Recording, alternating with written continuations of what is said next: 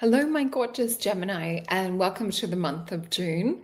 And I'm excited to do the reading for you guys. Look at what we have for a crystal for you guys for this month. This cute little squirrel. So it's an agate squirrel. And I know that I say squirrel really funny compared to my friends in America who say squirrel. So yeah, it's the Australian accent. But anyway, how cute is that? And I think I just saw something fly past. So anyway, we have this cute little squirrel and we have the abundance potion for you guys this month. So with this, I attract abundance and prosperity with ease.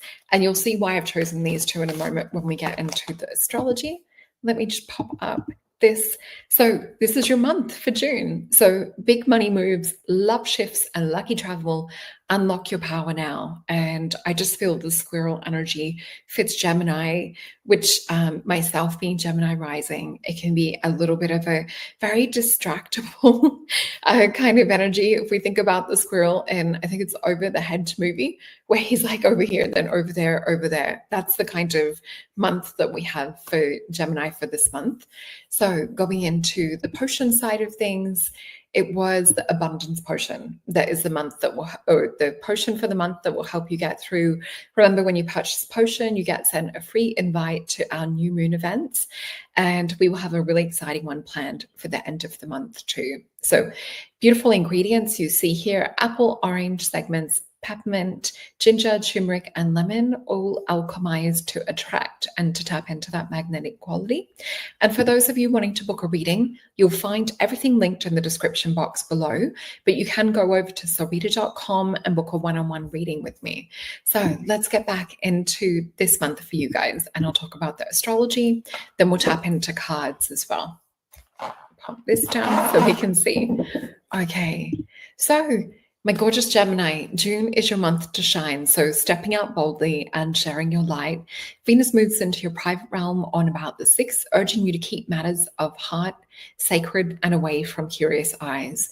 Finances get a serious lift around the 8th when Mercury, the ruler, conjoins with Jupiter in Cancer. So thinking about new income streams or juicy promotions, that's just the beginning of this year-long journey for you guys as well. And I'm pretty sure that it was your sign when I was looking at all of the astrology and things that also has what you call like an emerald year, which is like a lucky year. I think Cancer may have been the other one. I'll have to go check back. But yeah, do watch this for your sun, moon, your rising, and your Venus sign. But essentially it just means you're in this year of like magnetism and abundance and tapping into all of the beauty that comes with that. So anyway, this will also be the around the full moon on the 11th. We're going to see closure around relationships that have been holding you back. So releasing what no longer serves. So what you're spending around the week of the 15th when Jupiter tests Saturn and Neptune. So guarding your wallet from sudden leaks.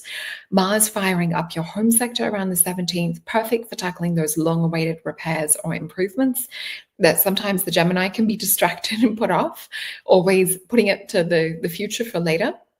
So this will be really perfect for really tackling those long-awaited home improvements. The sun's move into your money zone around the 20th.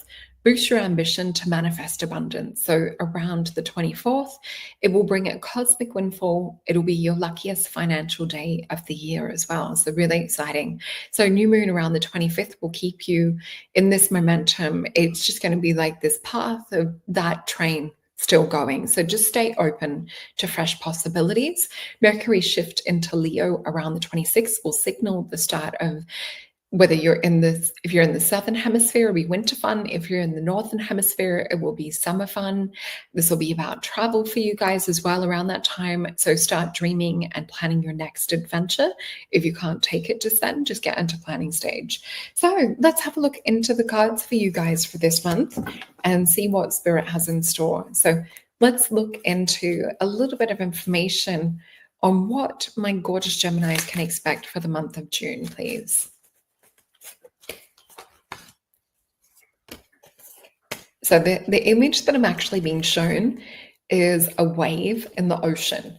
And I can hear what sounds like, it's sort of like surfer, kind of like Beach Boy type music. And I'm seeing something that looks like, it looks like either a Gidget movie or an Elvis movie, which is like before my time, but I remember my mom watching them. I don't know why I'm being shown that. I feel like this is sort of like about reflecting on things that like light you up or things that feel fun and spontaneous.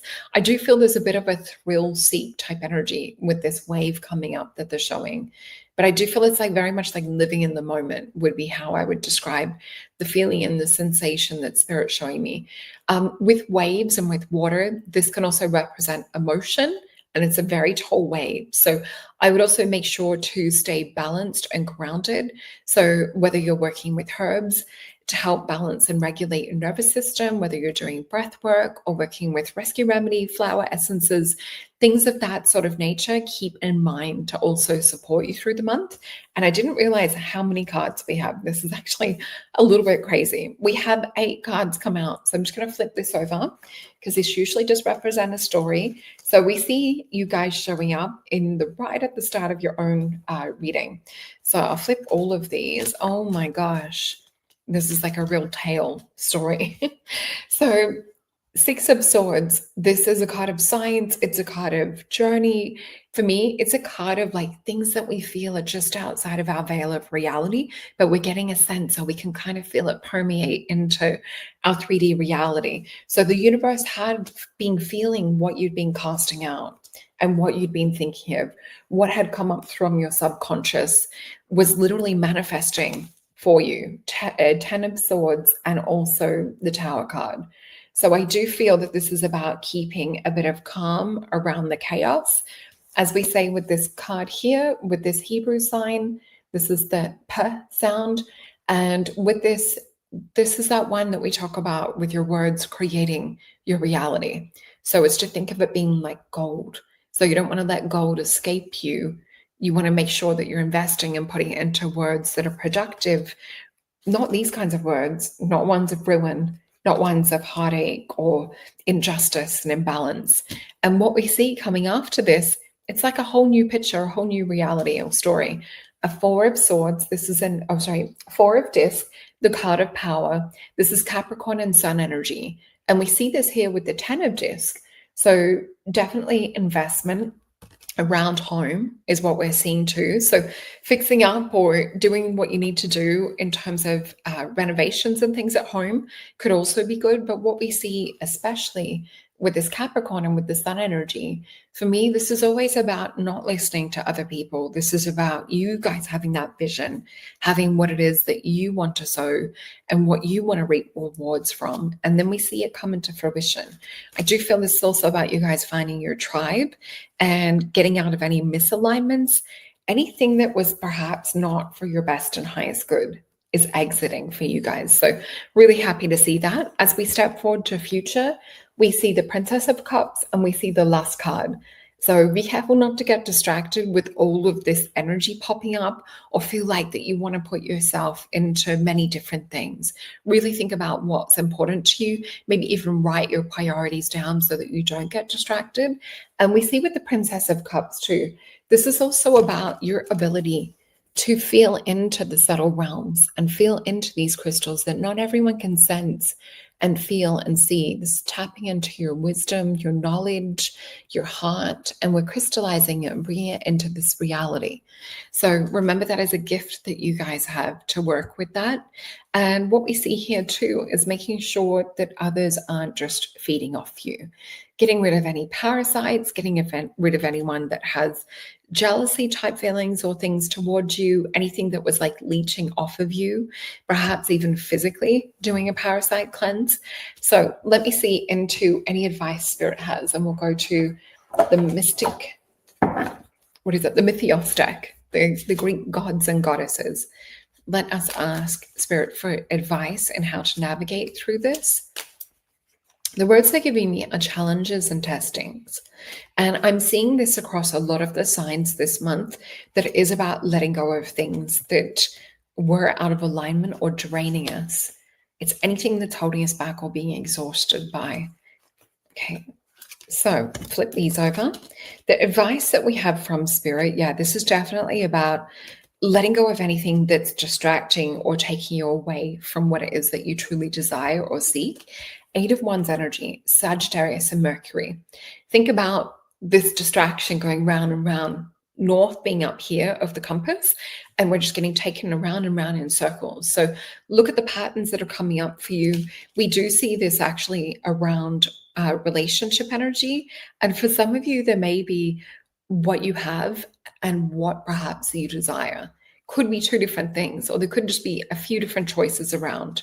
So we have around love, we have King of Cups, we have the Four of Wands, which is a marriage card, and we have King of Wands. Some of you may be actually looking for marriage partners. And with this Four of Wands too, it's Aries and Venus. So it is also known as a card of completion. So I do feel it's more perhaps the story that you're finishing. And with this energy too, at the Eight of Wands, this is also my card that signifies to me that you guys are ready to level up, to have that quantum jump. So I want you to look into creating a positive list of traits that you want in an ideal partner. And perhaps even if you have a partner and you would like to increase or enhance things, just going in and creating your story brand new. Just saying things like law of assumption, like now we get to live in my version of the story, and then hold that. Because a lot of you are leaking energy still towards past in talking about the cataclysms that have happened in your life or in relationships. So I want you now to live in your version of the story. And if that's not possible, it may also be that you're looking at new partners too. So I feel like the world's your oyster. Like I said at the start, we have this squirrel type energy with you guys for this month. And we have four of swords. So healing, meditation, Hierophant, making contact with your higher self, bringing messages in from your higher self. So this is not about pleasing your lower mind or pleasing what it is that your head is saying. This is really getting into deep feeling and deep alignment, even doing some somatic work with your body to let go and release things and feel into your heart around the story that you would really like. So let's get some other words of advice from Spirit. And we will go into my little black and white deck, just making sure to grab the whole deck. They all stick together sometimes. All right.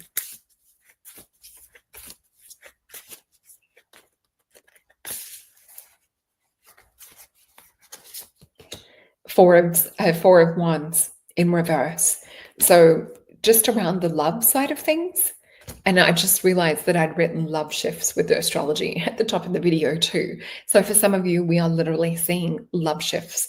And I do feel that this is also choosing you. And I feel like this is saying no to people that have maybe mistreated you as well or taken advantage of you. So we see that Four of Wands in reverse with the Emperor. So it definitely feels like looking at what are people's value and worth.